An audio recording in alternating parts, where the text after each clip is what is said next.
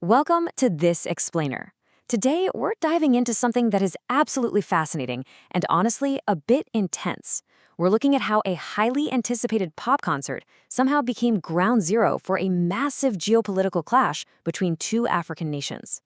Specifically, we are going to unpack exactly why South African pop star Tyla is facing huge boycott calls for her upcoming Lagos show.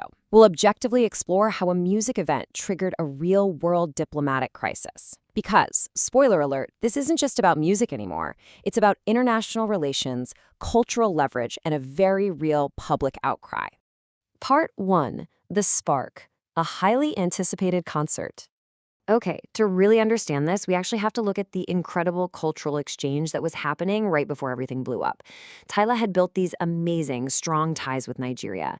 Think about her massive 2024 Dedi December visit, or the months she spent dominating the charts collaborating with huge Nigerian stars like Ira Star. So by the time her 2026 Lagos concert was announced, the hype was literally off the charts. It was supposed to be this huge, beautiful celebration of African pop music. Part 2. The root of the backlash. The underlying crisis. But man, that celebratory mood, it vanished almost overnight. And the reason comes down to severe, real-world events happening hundreds of miles away in South Africa. We're talking about renewed xenophobic attacks, basically targeted prejudice and violence against foreign nationals.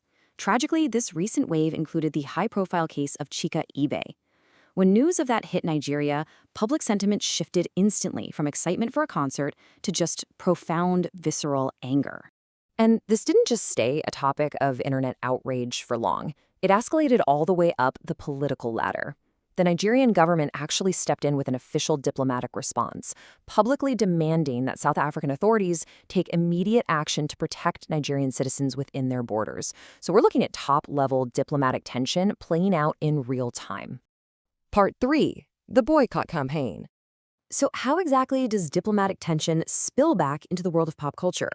Well, it started with this rallying cry, "South Africa thinks we're fools." That exact phrase spread like wildfire and ignited a massive celebrity-backed boycott campaign in Nigeria. The court argument here was basically, hey, we can't celebrate a South African cultural export while our own citizens are facing violence over there.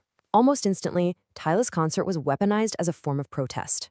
But it's really important to note that this wasn't just one big unified reaction, not at all. Different public figures started mapping out totally distinct stances. You've got influencers like Solomon Bucci and Mama P leading the pro-boycott charge, demanding accountability. Then you've got the Nigerian government taking the formal diplomatic route.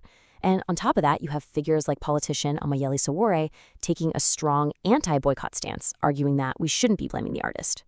To really grasp just how intense the pro-boycott side became, you just have to listen to the rhetoric being used. Public figures like Mama P issued these really severe warnings to Tyla, telling her directly to, quote, stay in your human-hunting country. It's incredibly heavy stuff. They were aiming to use this concert as leverage, sending a clear message that these xenophobic attacks will have immediate cultural and economic consequences. Part 4. The pushback and divide. Now, as you might expect, this call for a total boycott sparked a massive internal debate within Nigeria itself. It's a clear ideological split. On one side, folks like Solomon Bucci argued that holding South Africa accountable absolutely has to include cutting cultural ties.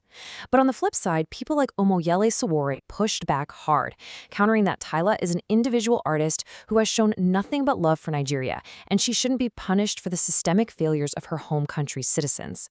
So Sowore actually made a really fascinating case here. He stated quite clearly that xenophobic attacks on Nigerians shouldn't stop Tyla from performing in Lagos.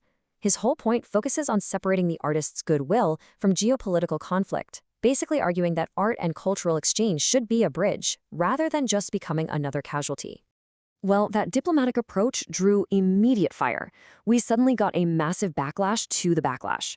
Nigerian creators aggressively slammed Sowore online, accusing him and other anti-boycott figures of completely lacking empathy for the victims. And at the exact same time, South African fans mobilized in full force, pushing back online and defending Tyla's innocence in the crisis. It turned the internet into this crazy, multi-sided battleground.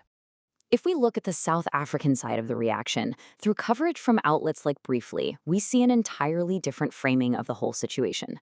South African fans and media are pointing out that their artist is being totally unfairly caught in the crossfire. Interestingly, a lot of the boycott calls were directly tied to Tyla's perceived silence on the attacks.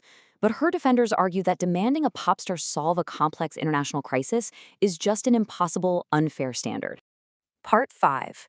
Beyond the Music.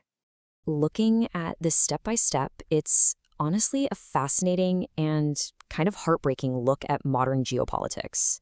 First, you have this beautiful celebration of musical exchange. Then, geopolitical violence completely disrupts those relations. Next, citizens, feeling totally helpless, weaponize pop culture because it's the only political leverage they have. And finally, that just leads to deepening internal and international divides all around. Ultimately, this whole explainer leaves us grappling with a really profound question. Can cultural exchange truly survive, or maybe even heal, when deep geopolitical divides and real-world violence remain unresolved? Or in our hyper-connected digital age, is art just destined to become another bargaining chip in the face of international tragedy? There aren't any easy answers here, but understanding the layers behind this controversy definitely changes how we look at global pop culture. Thanks for tuning into this explainer.